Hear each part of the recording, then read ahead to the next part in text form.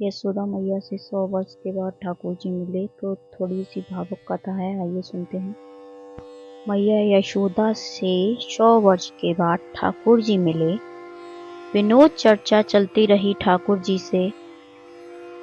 जब सब चले गए वहां से, ठाकुर जी ने सबसे कहा, अब सब जाएं, मैं मैया के साथ एकांत में रहूंगा अनेक देर। सब चले गए वहां से। यशोदा मैया के गोद में पड़ गए नंद नंदन द्वारिकाधीश। द्वारकाधीश ने अपना मुकुट उतार दिया।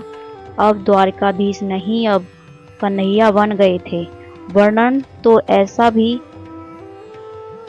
आता है कि ठाकुर जी यशोदा मैया के जैसे ही लेटे, ठाकुर जी को भाव आया कि मैं अभी 3.5 वर्ष का हूँ और रोन लगे।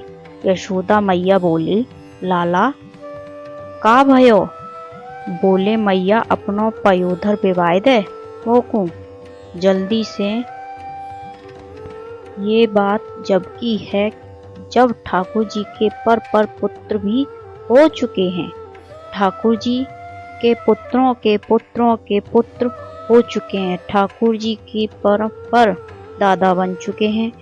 तब यशोदा मैया की गोद में लेट करके ठाकुर जी कह रहे हैं, मैया तू दूध पिया दे मोकू अपनो।